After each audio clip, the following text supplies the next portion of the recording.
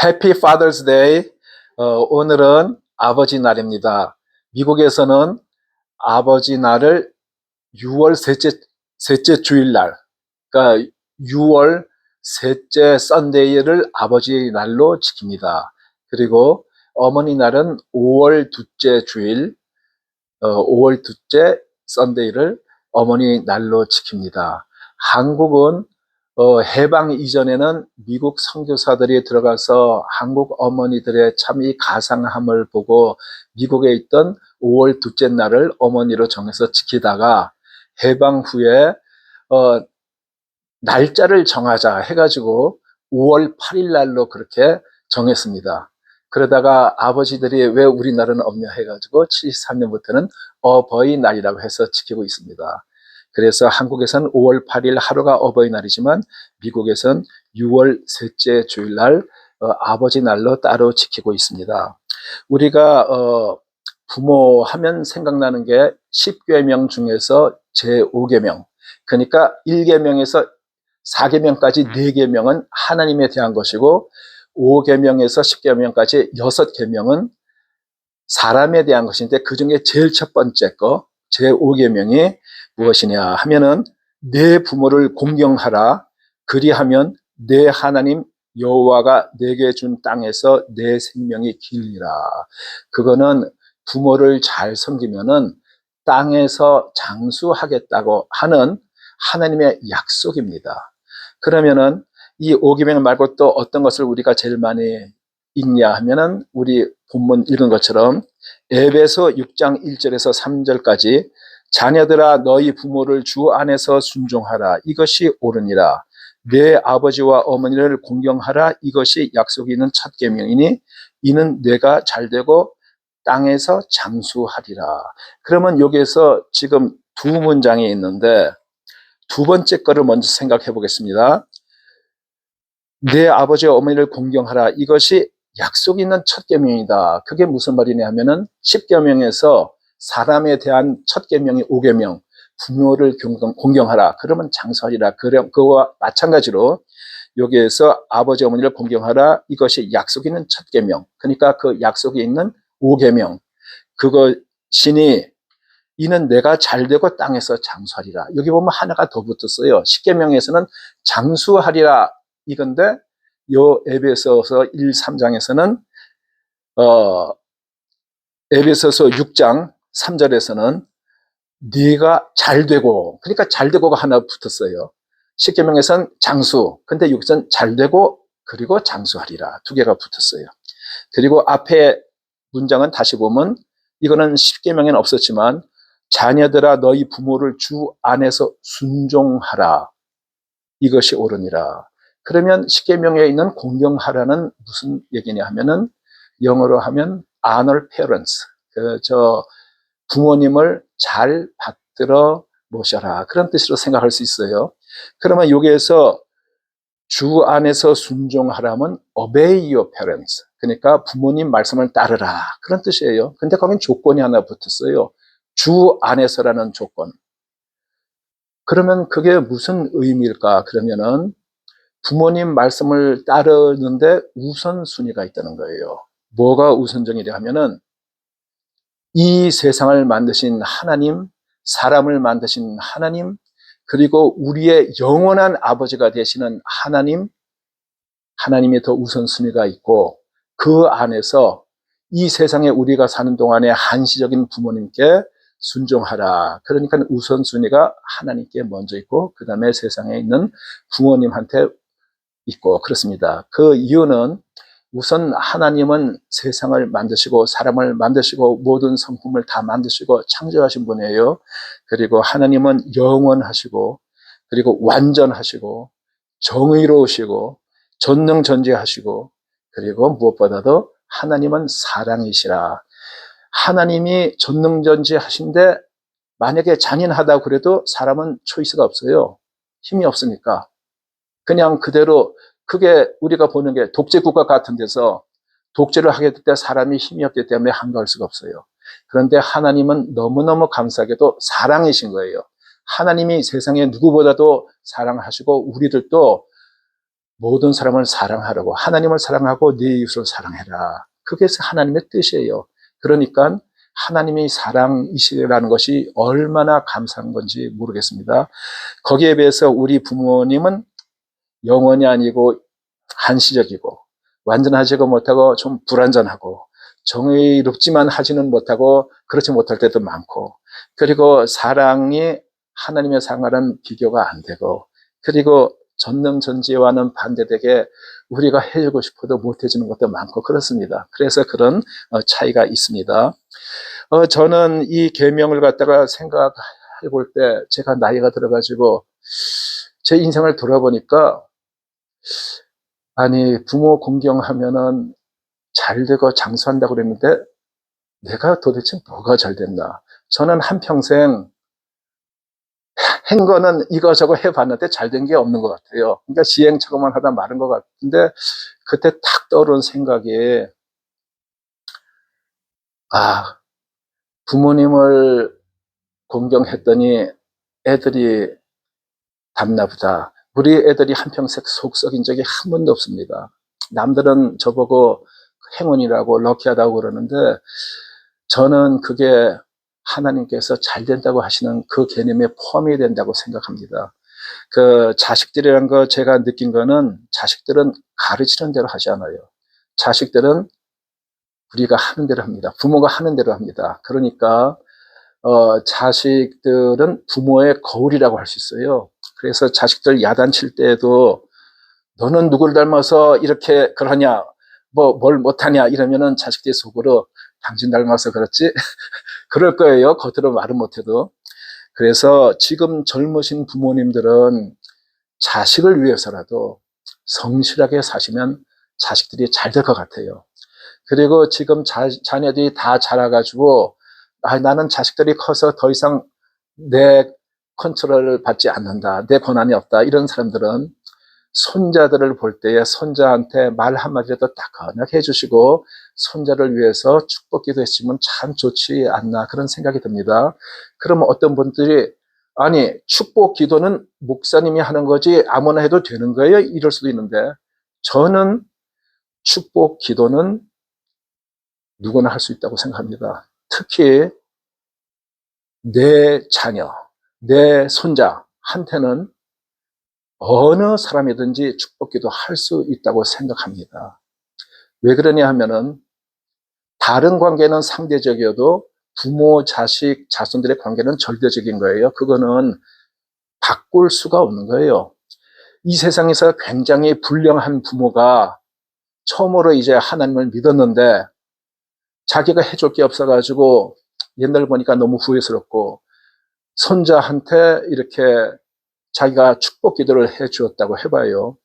그러면은 그 아무리 불량한 사람이라도 그 사람이 하나님을 믿으면 하나님께서 그 기도 다 들으세요. 그 기도한 것이 물방울처럼 날아가서 없어지는 것이 아니고 그 기도한 것을 하나님께서 다 듣고 계십니다. 그리고 언젠가는 그 기도도 또 이루어집니다. 또 하나님께서는 노라고 물론 하실 수도 있고 응답이 안 하실 수도 있고 시간이 오래 걸릴 수도 있어요. 그렇지만 물거품처럼 없어지지는 않습니다. 우리가 기도한 거는 하나님은 전능하시기 때문에 다 듣고 계십니다. 우리가 잠재의식으로 원하는 것도, 우리가 내 자신을 알지 못하는 것도 하나님께서는 다 아십니다. 전능하시기 때문에.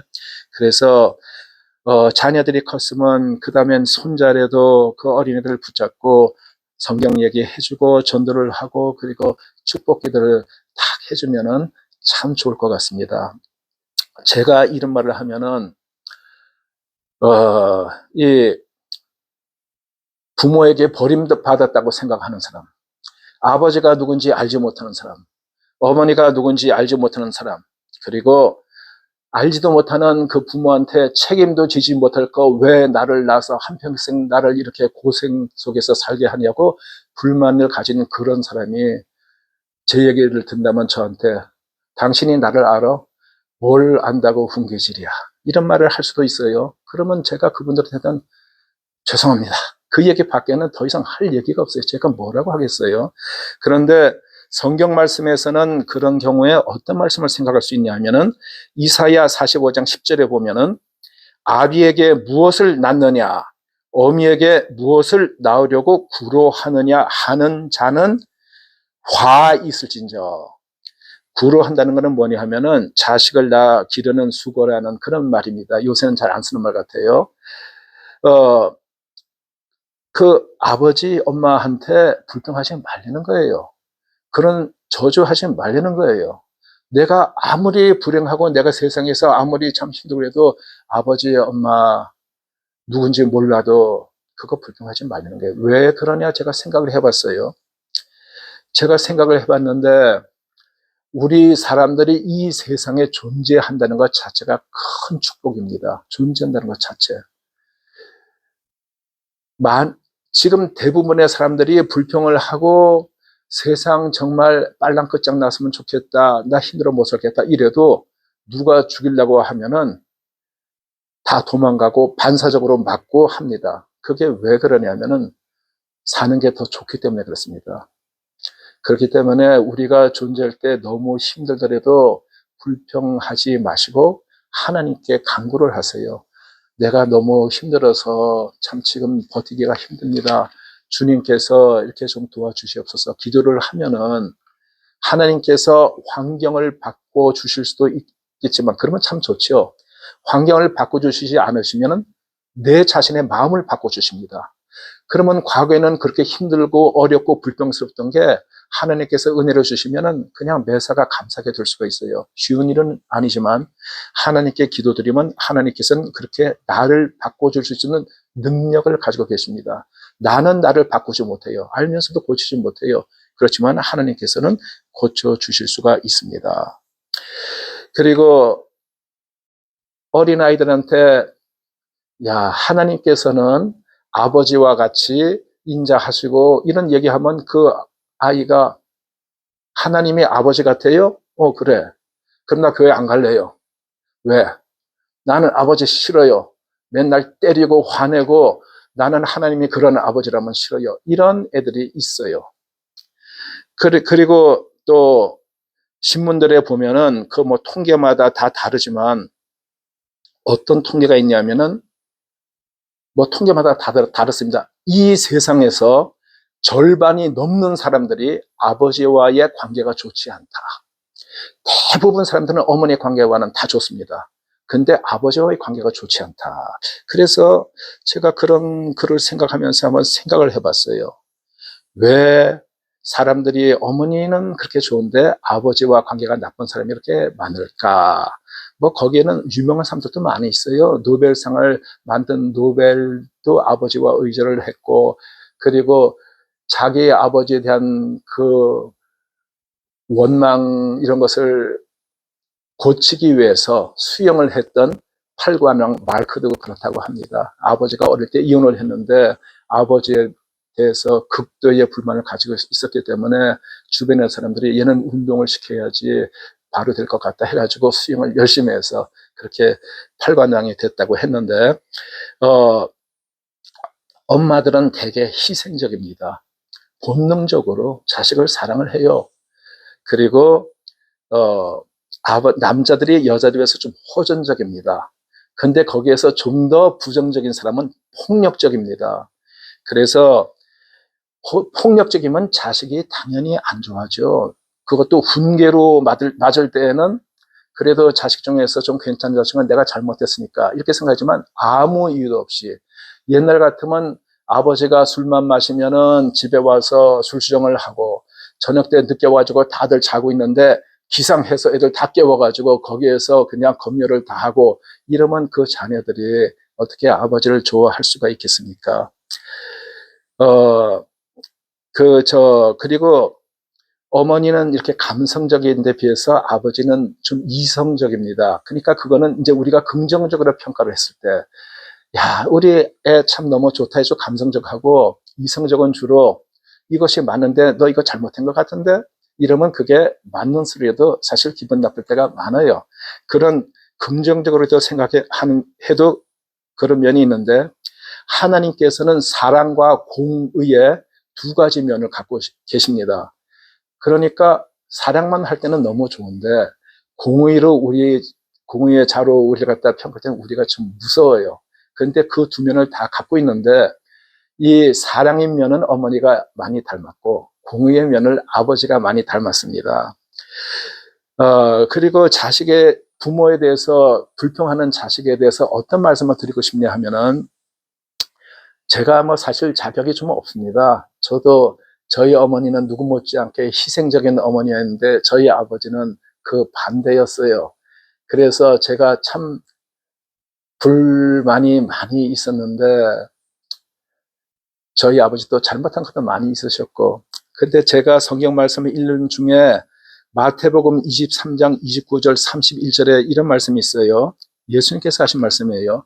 서기관들과 바리새인들이여 선지자들의 무덤을 쌓고 의인들의 비석을 꾸미며 가로되 우리가 조상 때에 있었다면 선지자의 피를 흘리는데 참여하지 아니하였으리라 하니 그러면 너희가 선지자를 죽인 자의 자손됨을 스스로 증거함이로다. 그 말씀을 우리가 조상 대신에 아버지를 놓고 제가 생각을 해봤어요.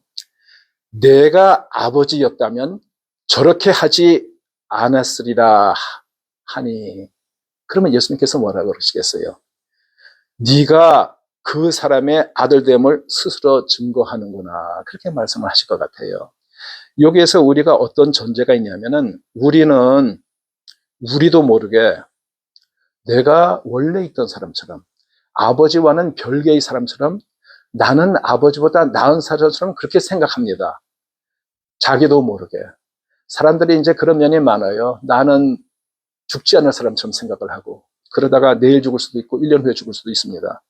그런데 우리를 생각을 해보면은 우리가 하늘에서 떨어진 것도 아니고 땅에서 솟아난 것도 아니고 부모의 유전자를 갖고 태어난 우리 부모의 offspring, 자식이란 그런 얘기입니다. 그러니까 우리는 하나님께 하나님 아버지 저 나쁜 사람 이렇게 불평을 하면 하나님께서는 너는 그 나쁜 사람의 자식이야. 그 얘기예요. 다시 말하면은. 그러니까 우리가 저절로 생긴 게 아니고 우리 부모님의 유전자를 가지고 그 모습을 가지고 다 나왔기 때문에 우리가 부모님을 원망하고 욕을 하면 내 자신도 거기에 들어간다는 그런 얘기예요. 사람은 다 내가 스스로 있는 자처럼 그렇게 평가를 해요. 내가 그렇고 누가 그렇고. 그런데 하나님께서는 아담과 하와를 만드시고 그 자식 가인과 또 셋과 아벨은 죽었고 이 가인의 자손들은 쭉 악인들이 나와요. 아벨의 자손들은 쭉 의인들이 나와요. 그래서 너 가인의 자손, 너 아벨의 자손. 그리고 지금까지도 우리 부모님이 좋으신 것 같으면 너는 의로운 사람의 자손.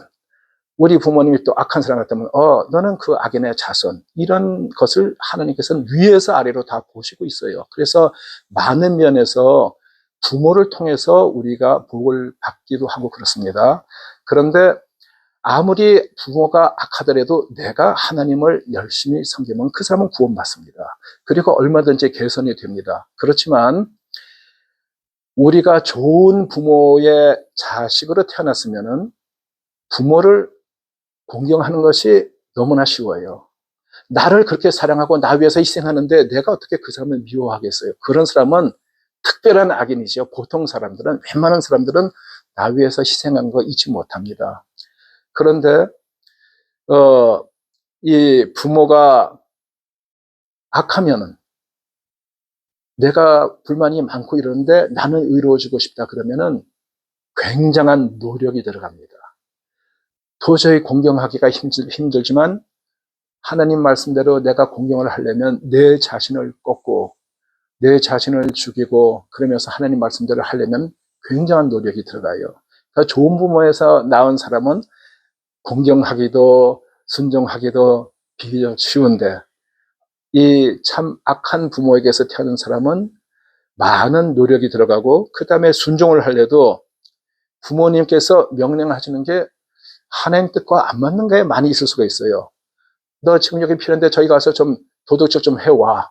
그러면은 좋은 말을 하면은 당연히 순종을 하겠지만 도적질 해봐 그러면은 갈등이 생길 거 아니에요. 부모님은 하라고 그러는데 그거는 나는 못하겠다.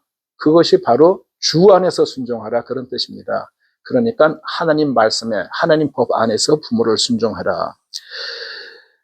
지금 이렇게 말씀드린 대로 내가 부모님을 아무리 원망스러운 마음을 갖고 있다 하더라도 하나님께서 보시기에는 너는 그 자의 자식이니라. 그래서 부모님에 대해서 원망하지 말고 기본 컨디션, 주어진 조건이라고 생각하고 그 안에서 최선을 다하시는 게 좋다고 저는 생각합니다. 그러면은 우리가 원망스러운 화를 나게 하는 그 부모님이라든가 아니면 또 그런 다른 사람들 아니면 나와의 싸운 원수들에 대해 가지고 어떻게 해야 되느냐? 예수님께서는 용서해주고 사랑하라고 하셨습니다. 그러면 우리가 전에는 그냥 막연하게 원수를 사랑해라 그러면은 하나님께서 저 원수를 사랑하니까 그러니까 나도 사랑해야 되나 보다 그렇게 생각을 했어요. 근데 좀 더 이렇게 생각을 해보게 되면 그 첫째의 목적은 뭐냐면 나를 위해서 하시는 거예요. 원수를 위해서보다도 나를 위해서. 하나님께서 원하시는 것은 뭐냐 하면은 너는 좋은 것만 해라. 부준 것은 내가 하겠다는 거예요. 그러니까 우리가 무슨 원한이 있어가지고 복수를 하겠다 그러면은 복수는 내게 맡기고 너는 사랑해라. 그게 하나님의 뜻이에요. 그러니까 하나님께서는 우리가 나쁜 거 하지 않고 좋은 것만 해가지고 좋은 사람, 선한 사람, 참 하나님 마음에 맞는 그런 사람을 만드시기를 원하는 거예요. 그래서 우리가 사실 작은 일은 뭐 용서하는 거 쉬울 수도 있어요. 그렇지만 우리 인생에서 엄청나게 큰 데미지를 간 그런 사람은 그 사람 때문에 내 인생이 완전히 망가졌다. 내가 진짜 그 사람 때문에 끝장이 났다. 이럴 경우에는 용서를 하기가 참 힘이 듭니다. 사회에서, 교회에서 용서란 말은 참 어떻게 보면 남발을 해요.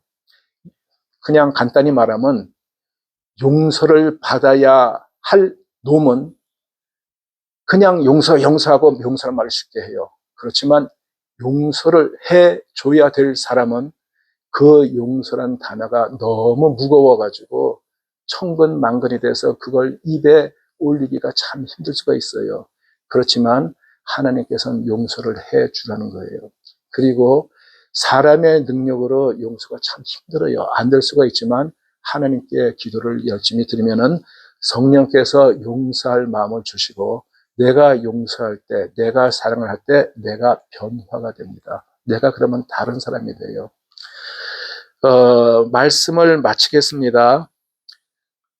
아까 에베소 6장 1절에서 3절까지 드린 말씀대로 너희 부모를 주 안에서 순종하라, 공경하라, 네가 잘되고 땅에서 장수하리라. 여러분들이 부모님을 공경하고 순종해서 땅에서 잘되고 오래오래 사시기 바라겠습니다. 그리고 우리가 생각해 볼 때 세상에서 우리를 제일 사랑하는 사람은 역시 부모님이에요. 아주 나쁜 부모는 어떤지 저는 모르겠어요. 그렇지만 웬만한 부모님은 부모님보다 우리를 더 사랑할 수가 없어요. 목사라고 해가지고 남을 그 부모보다 사랑할 수 있습니까? 저는 그럴 수 있다고 생각 안 해요. 그 부모가 제일 사랑하는 사람입니다. 그런데 이 부모님이 항상 계시는 게 아니에요.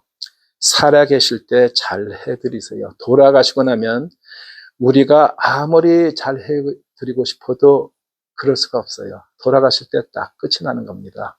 그리고 그 다음에 하늘나라 가서 만날 때는 너무나 반갑겠지만 부모와 자녀가 아니라 천사와 같이 원투원 그렇게 만나게 되겠지요.